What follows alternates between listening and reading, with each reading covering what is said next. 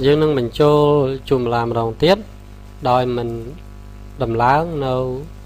tin ở đây cũng rù mà nếu chẳng ai cắt ra trên là dương bật cho các bạn dương nâng mình cho chùm làm một tiết đạn nơiក្នុង local host tha chùm lá đắp rầm tờ và chả đáy mình toàn miền thế mà nè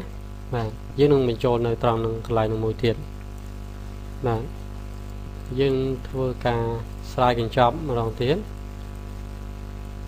sai ai cái sáng tới đạn này lại nữa và những đạn này đã bị môn màu ấy mà nè cái dương đạn được nông đại ý W bay đó dương tới đạn nông thoát chùm lá đập rầm pờ mà nè cái dương trong bàn trắng rồi dương chơi ok và vòng sai chóp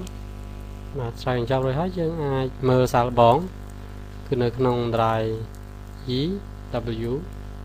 dương khơi miền thoát mày mũi tiết cứ chùm lá đập rầm pờ mà đấy và cho nênยังaiចាប់ផ្ដើមដំឡើងបានដោយវាយសាយឋាន localhost ជុំឡា17រួចចុច reload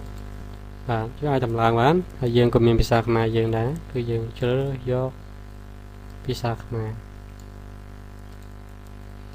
ហើយយើងចុចបន្ទាប់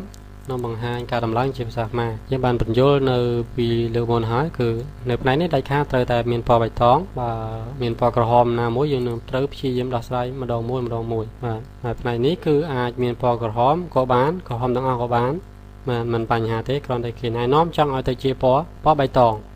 យើងចុចបន្ទាប់បាទនេះជាអញ្ញាប័ណ្ណសាធារណៈទូទៅយើងអាចអានហើយយើងយល់ព្រមរួចយើងចុចបន្ទាប់ត្រង់ចំណុចនេះគឺយើងយក MySQL ដដែលហើយត្រង់ localhost នេះត្រង់នេះគឺយើងវាយថា localhost មូលហេតុអីគឺដោយសារតែ database របស់យើងនិង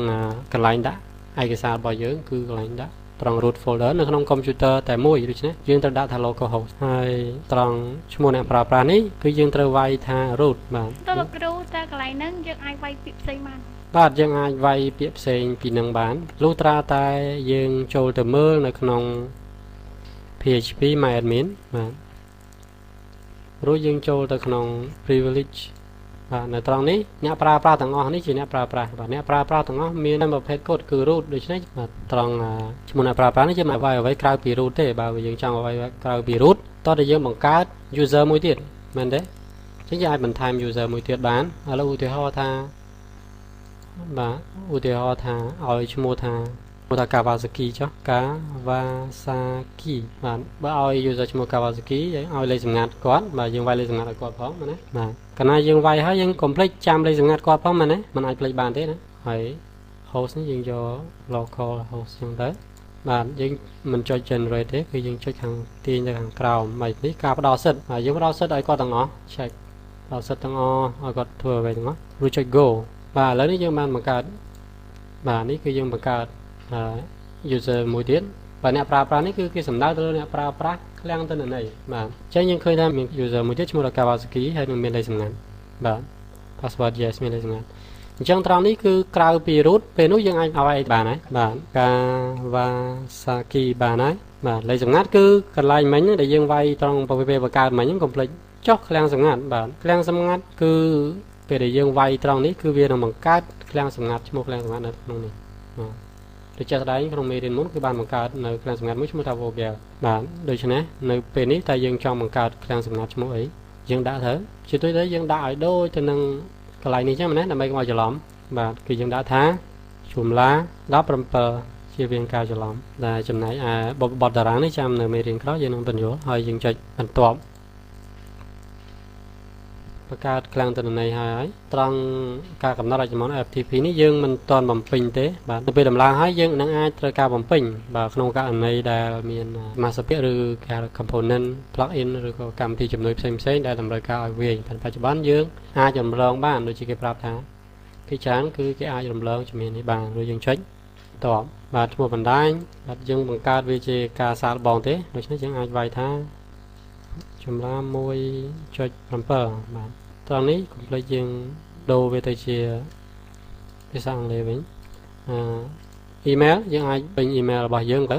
បោះឬត្រូវមិនជាបញ្ហាទេអាចកែបានហើយ admin នេះយើងកែទៅជាឧទាហរណ៍ថាមានចម្ងល់អីថាហេតុអីបានកែទៅតិចបាទយើងអាចកែទៅតាមអ្វីដែលយើងចង់បានតែយើងមិនចង់ប្រើពាក្យ admin ពីព្រោះ វាងាយស្រួលសម្រាប់អ្នក hacker ឬក៏អ្នកហាយគេហទំព័ររបស់យើងអញ្ចឹងយើងបដូរកុំឲ្យគេមានភាពងាយស្រួលពេកពាក្យសម្ងាត់គឺយើងត្រូវវាយឲ្យដូចគ្នានិងចន្លោះពីរហ្នឹងវាយឲ្យដូចគ្នា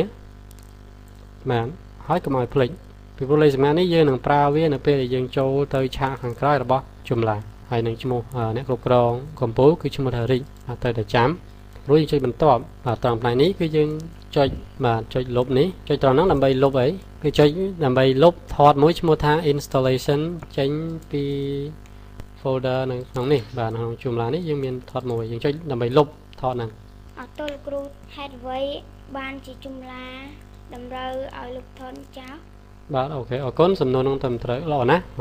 មូលហេតុដោយសារទី1វាអាចធ្វើយើងច្រឡំដំឡើងចម្លាម្ដងទៀតវាជន់ទៅនឹងអ្វីដែលយើងមានស្រាប់មែនណាអញ្ចឹងយើងនឹងបាត់បង់ខ្លាំងទៅនឹងនេះជាដើមឬក៏អាចຕົកចន្លោះឲ្យ hacker រ៉ាន់នៅដំណើរការនៅ script ផ្សេងៗហើយធ្វើឲ្យដំឡើងនៅចម្លាម្ដងទៀតធ្វើឲ្យខូចចម្លារបស់យើងអញ្ចឹងយើងត្រូវលុបចោលយើងអាចលុបបានដោយដៃបានថាយើងចូលទៅលុបខ្លួនឯងដោយចុច delete បាទប៉ុន្តែនៅក្នុងចម្លា 1.7 នេះគឺមិនចាំបាច់ទេយើងគ្រាន់តែចុចលើពាក្យថាលុបថតឯកសារចោលហើយយើងត្រឡប់ទៅមើលវិញយើងឃើញថាថត installation ត្រូវបានលុបដោយស្វ័យប្រវត្តិហើយពេលនោះយើងអាចចូលទៅផ្នែកខាងមុខគឺតំបន់បណ្ដាញយើងឃើញថាมันមានអីច្រើនដូចលើមុនទេមែនទេបាទព្រោះយើងមិនបានបញ្ចូលទិន្នន័យគំរូ